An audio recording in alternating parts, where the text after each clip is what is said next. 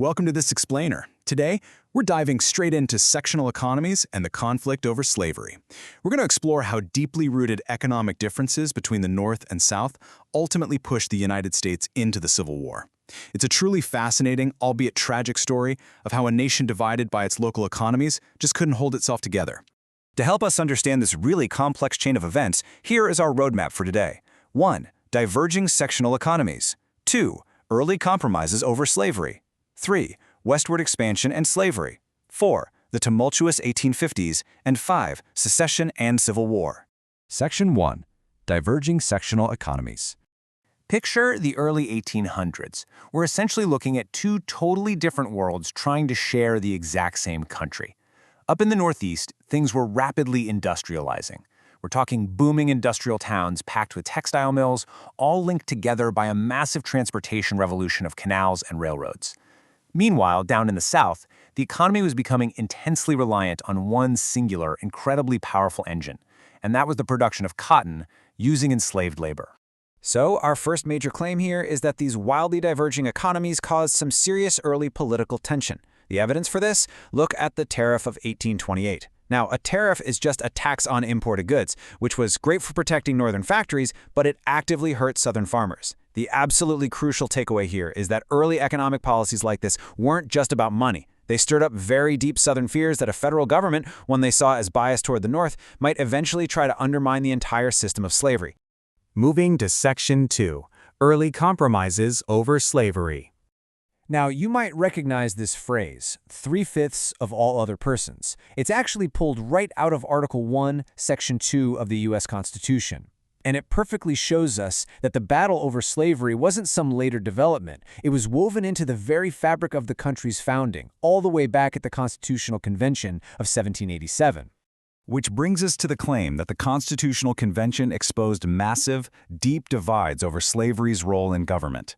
The evidence lies in how states decided to count their populations. Slaveholders desperately wanted enslaved residents to be counted to boost their state's total population numbers.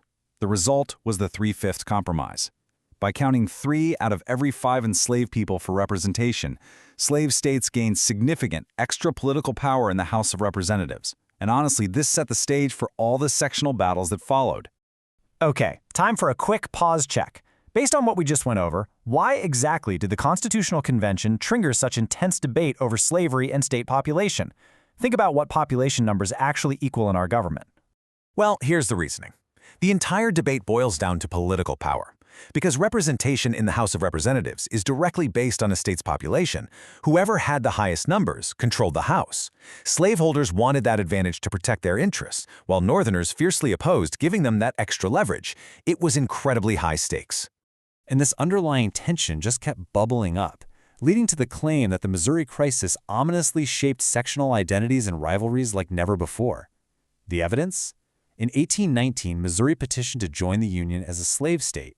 This was a huge deal because it threatened to completely upset the delicate balance of power in Congress. The ultimate fix was the Missouri Compromise, adding Maine as a free state to keep things perfectly balanced and drawing a literal line across the map where slavery would be forbidden to the north in the vast Louisiana Territory. On to Section 3, Westward Expansion and Slavery. So moving west basically threw that fragile compromise line right out the window. Our claim here is that westward expansion undeniably worsened sectional divides. The historical evidence for this is the massive acquisition of land from the Mexican Secession in 1848. Gaining all this territory wasn't just a win for the mapmakers, it totally reawakened the most dangerous debate in American politics. The sudden dilemma of whether these new Western territories would be free or slave soil sparked such a rancorous, bitter debate that it even began fracturing major political parties. Which brings us to Section 4, the tumultuous 1850s. Just think about the sheer speed of these dominoes falling. In a span of just 10 years, crisis after crisis piled up. In 1850, we get the Compromise of 1850. Then 1854, the Kansas-Nebraska Act. 1857 brings the landmark Dred Scott decision. 1859 is John Brown's armed raid. And finally, 1860 brings Lincoln's election. There was literally zero room for the nation to catch its breath, let alone heal. Let's unpack the claim that the Compromise of 1850 completely failed to bring lasting peace. For evidence, we just need to look at one specific part of that compromise, the new Fugitive Slave Act. Instead of settling the slavery issue, this law actually made it a federal crime not to help capture escaped enslaved people. Forcing Northerners to actively participate in the institution of slavery completely radicalized the opposition. People were furious, and many actively flouted the law through the Underground Railroad and by passing local personal liberty laws. Time for our second pause check. The Compromise of 1850 was already on shaky ground, but how did the Kansas-Nebraska Act ultimately upend the political truce of the 1850s? And here is the reasoning. The act applied a controversial concept called popular sovereignty, which basically let the people living in those territories vote on whether to allow slavery. By putting such an explosive issue to a local vote, it literally invited a mini-civil war in Kansas between pro-slavery and free soil forces. The chaos was so intense that it inspired the creation of an entirely new political organization dedicated strictly to stopping the spread of slavery, the Republican Party. Finally, Section 5, Secession and Civil War. Our final claim is that Lincoln's 1860 election was the ultimate trigger for the downfall of the Union. The historical evidence here is swift and incredibly clear. Electing a Republican president was the absolute breaking point. Before Abraham Lincoln even had the chance to take the oath of office, 7 states in the Deep South seceded from the Union. The era of compromise was officially over. They formed the Confederacy, which was explicitly dedicated to maintaining racial slavery and white supremacy. So let's do a really concise recap of what you should take away from this explainer. The Civil War was not some sudden, out-of-nowhere accident. It was a clear, tragic chain of cause and effect. It all started with the root tension of 2 vastly different regional economies, Northern industry colliding head-on with Southern slave labor. As the nation expanded westward, it was forced to constantly debate whether slavery would expand right along with it.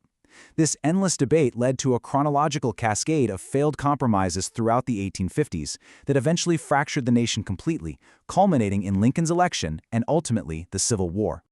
Before we wrap up, I want to leave you with a final transfer question to really chew on. Based on everything we've explored today about how local industries created massive, nation-breaking political divides, how do regional economic differences continue to shape national political conflicts today? I mean, think about the dominant industries in your own state versus other parts of the country. Thank you so much for joining me for this explainer, and keep asking great questions.